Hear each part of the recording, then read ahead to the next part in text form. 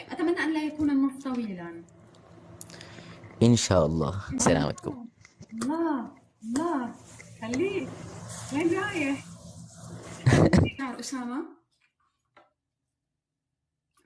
أنا قد أكون كتمت الصوت، أساعدكم في ذلك. شعر.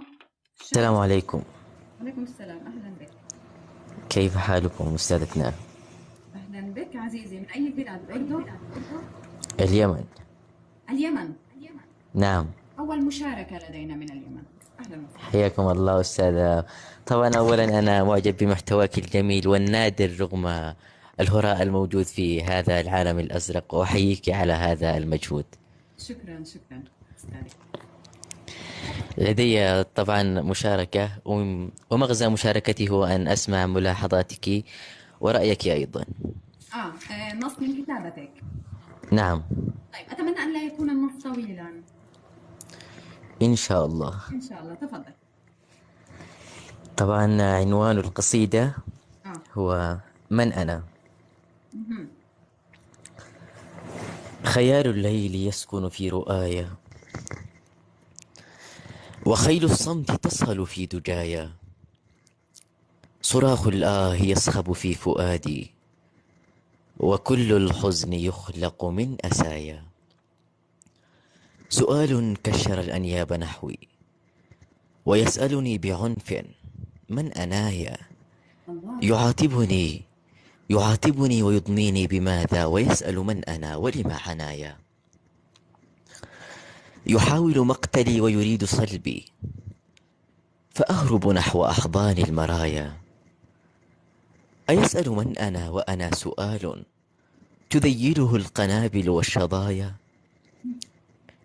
أنا طفل وعمري 1000 عام، وليد غدي وأسكن في صبايا.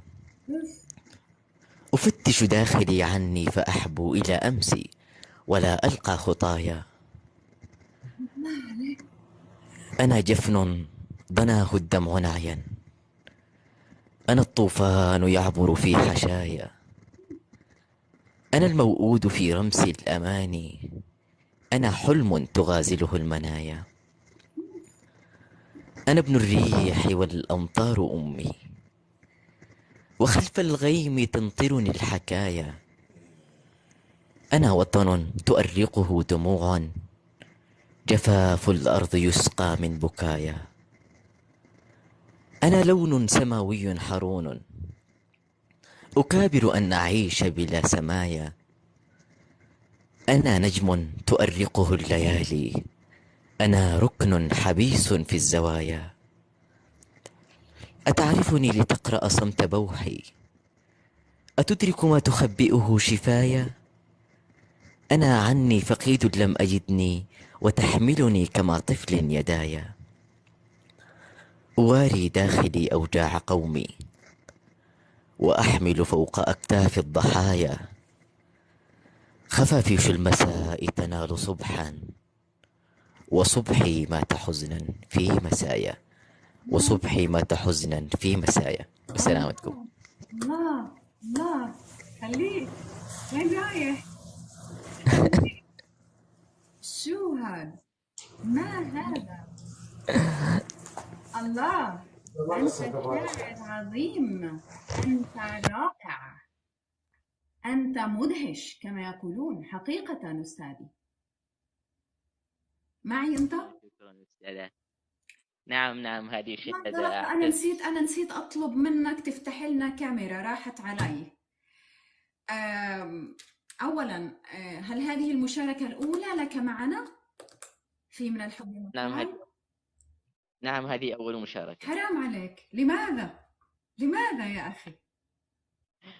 والله هذا من لطفك يا أستاذتنا، هذه شهادة أعتز بها كثيرا. شوف، حقيقة أستاذي العزيز، أنا حاولت أن أسجل بعض يعني الشطور، ولكن أنت سرقتني مني ولم أستطع أن يعني أتخلى عن الإنصات الحذر، فتخليت. لكن كتبت أنا نجم حبيس في سمايا، أو أنا نجم حبيس في الليالي، وأكملت البيت. بكل الأحوال البيت يقول أنا نجم تؤرقه الليالي، أنا ركن حبيس في الزوايا.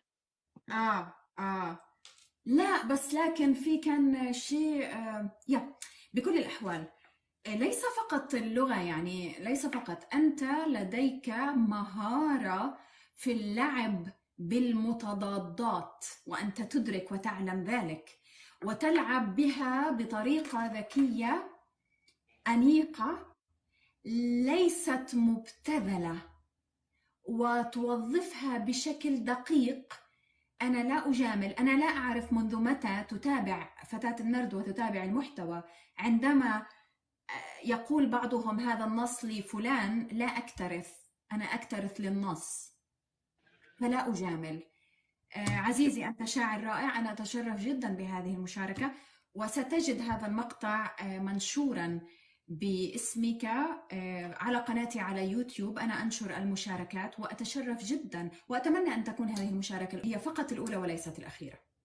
إن شاء الله. شكرا شكرا، وهذه الشهادة طبعا أعتز بها وأضعها وساما على صدري. حقيقة الشكر لك، حقيقة أتحفنا طبعا دائما، رجاء. شكرا. طبعا ما زلت في بداية الشعرية وما زال سني قيد العمر، في البداية إن شاء الله. كم سنك؟ ليس كثيرا، حوالي 21.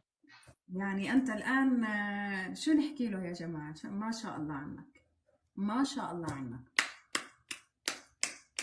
تستحق ذلك.